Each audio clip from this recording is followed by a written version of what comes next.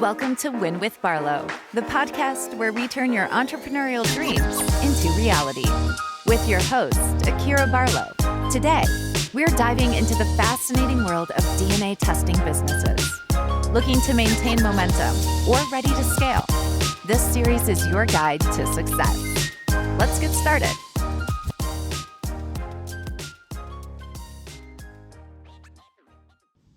Hey cousins, welcome back to the channel. If you're new here, my name is Akira, and on this channel we talk about winning in life, we talk about entrepreneurship, we talk about business. And if that is something that is interesting to you, then come on, stick around, join our family, okay? Go ahead and hit the like button and subscribe to the podcast so that you can hear, the gems that I try to drop here and there, okay?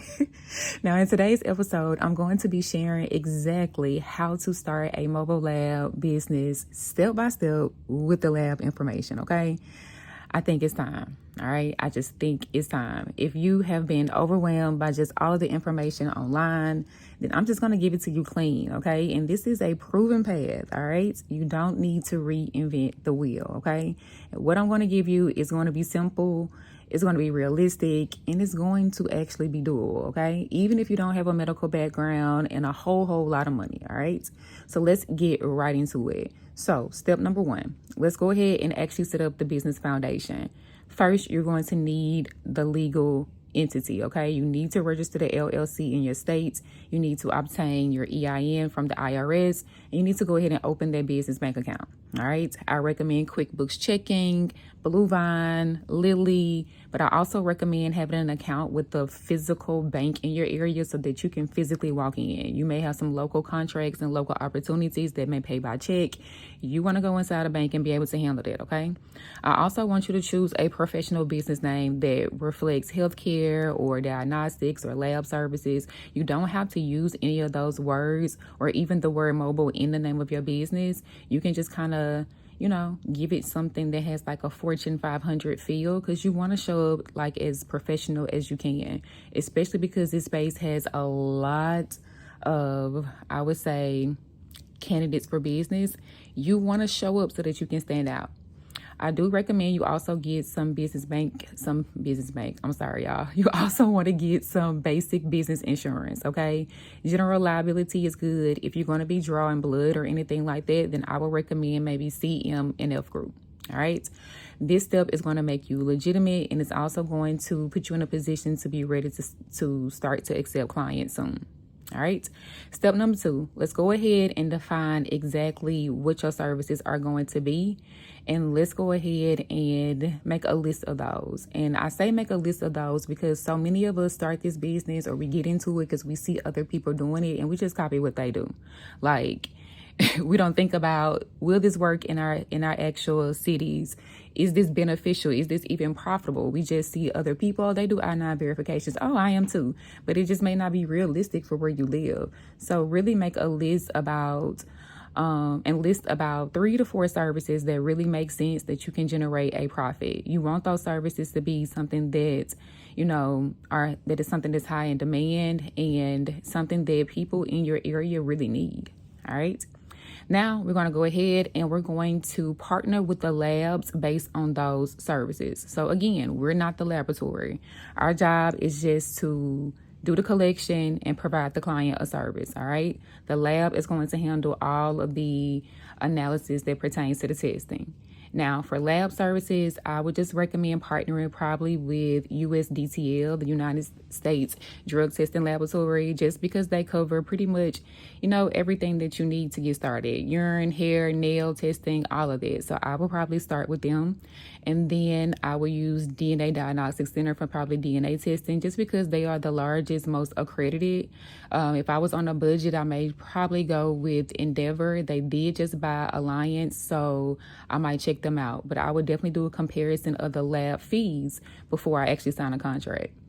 For like my phlebotomy services and things like that related to blood, I would probably partner with a few maybe specialty labs, but not a whole lot. Rupa Health would probably be one, and then I would connect with Access Medical. and just call it a day, okay?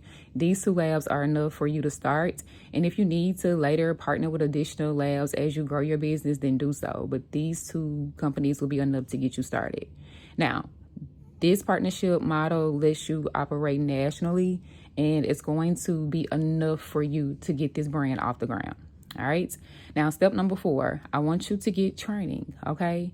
Even though most of these collections are non-invasive and the procedures are really simple and direct, you do want to get some assistance on making sure you're handling the chain of custody forms correctly. You're getting DOT certified. You are really understanding the procedures. Okay.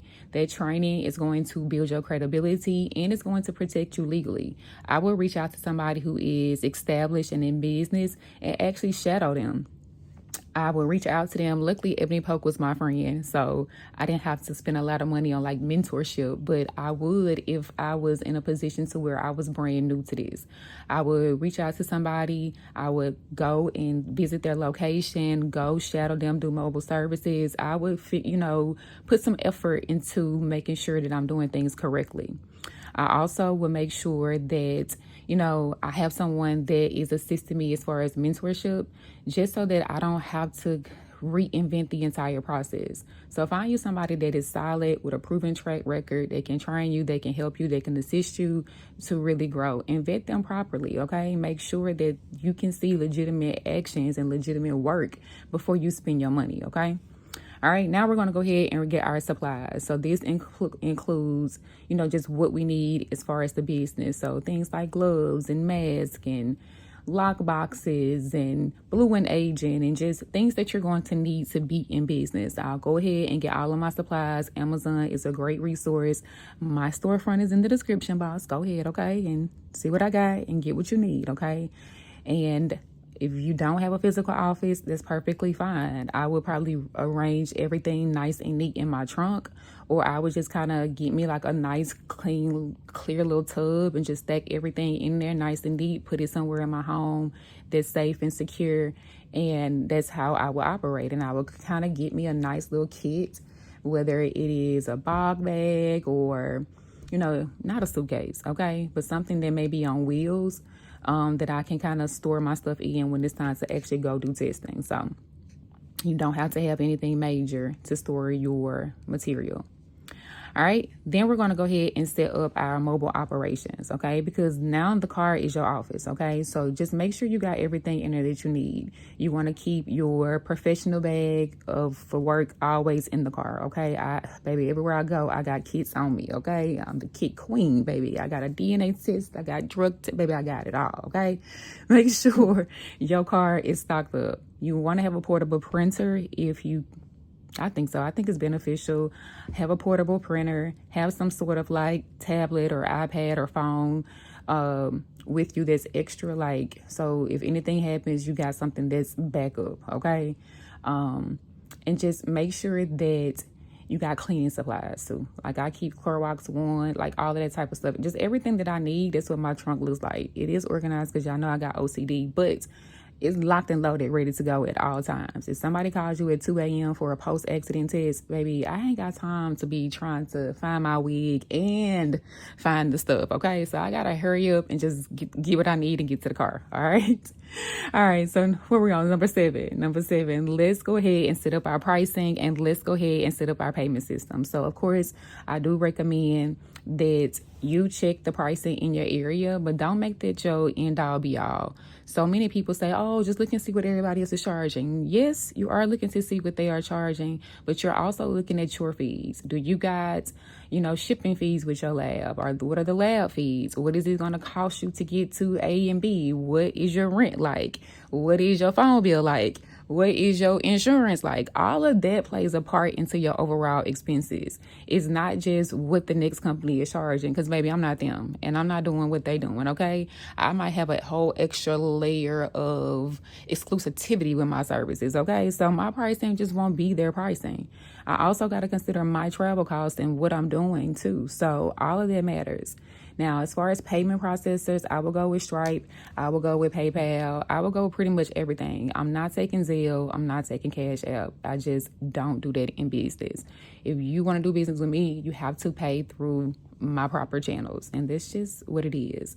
And also, when you are receiving your payments, you have to remember it's not your profit. Okay, the company has its profit. So you have to figure out how much, as the owner, are you going to award yourself per service? And when you get real about those numbers, I bet your hustle turn up, okay? I know so many people get caught up in the whole 5 DNA tests a week equal this and all of that, okay? And yes, a lot of that has to do with my fault. I take responsibility for that. But those were my real formulas. Like, that's how I really used to do business. Like, I would sit down and figure out what my expenses are in my real life. And I would sit down and say, okay, I need 5 tests for this. I need 5 fingerprints for this. I need 6 tests for my rent. I need 5 DNA tests for my car note. Like, I would sit down and I would map that out just like that. So that was my real life. So sit down and formulate what makes sense for you and your expenses, and then you set your price point. Okay. And if you need to just set it all together, then do so. Like, don't try to like nickel and dime people all the time. Like, people, I charge this, I charge this. And listen, some things just don't make sense to charge, like same day appointment fees. Why are you charging people to come in on the same day to get an appointment when you're already open? It just doesn't make sense to me. Like, it doesn't. Now, if you work by appointments only, then okay. But the nature of this business is to make money, baby. If you got the money and you're ready to take the test, then we are open. We are ready to go. And let's swab, baby. Okay, come here. Okay. All right, so let's get into number 8. Number 8, let's start marketing immediately, okay? Now, you don't need anything fancy, but you do need things that are professional, all right? So let's get your website. Let's make sure we got a Google business profile. I hate flyers, but people get them all the time because they like them, I guess. But I would think of something creative that could get my city's attention, okay? So I would probably do like a lunch and learn. I would invite them out to take a look at the lab, to do a tour. I'll kind of put a little bit more effort in being creative just so that I can be the go-to. When it comes to business, for me, my focus is on dominating the community first. If I can make sure that I'm the go-to in the city, then that is my initial focus. So then I can start to expand. Then I can start to grow. A lot of people want to start the business and I service this area, but you haven't dominated or conquered any business in any area. So you need to bring it back down, take a look at a specific location, start making your money with that location, and then scale so that it makes sense. Yes, we want to network with attorneys and social workers and HR departments and all of that. But so many people focus so heavily on partnerships, they miss the real idea behind a partnership. Partnerships for me is not just, hey, I need you to send me business, okay? A partnership is, hey, I'm sending business to you too. So I need assistance and resources and references from my clients. So I want to partner with people in my city that are reputable in this space. My client may end up getting a divorce. So I want to have a good relationship with a divorce attorney because once their testing is done, I got a whole folder of resources for them. So it's all about how you prepare your business model. My business model is not based on me getting partnerships because that's not my focus. My focus is on exposure and credibility and being present. So that is going to make companies and people see us and in turn spend their money with us. All right. Now, I do like to have strong partnerships with maybe like halfway houses and sober living homes and treatment centers and things like that. Just because I know that it's good for business. But also on that level of partnership, it's not just, hey, we need y'all to send us people or we want to just do the testing. It is just being able to collaborate in the community together, whether we're having initiatives and small meetings for people in the city, whether we're hosting a free conference or something at the local library on a specific topic. It's just all about, again, that exposure and building that credibility in the city. All right. You are going to grow your business through referrals, and that's how you're going to make your money usually. And through those referrals, you have to really show up and represent yourself as that Fortune 500 brand. All right. Now, I think that's pretty much it. I'm trying to think. I don't want to get into contracts and all of that. I think that is literally the gist of all you need to kind of just get started. Okay. I would keep it simple. I would keep it scalable. A lot of people just make the mistake of just overcomplicating this process. Yes, I would get a clear waiver.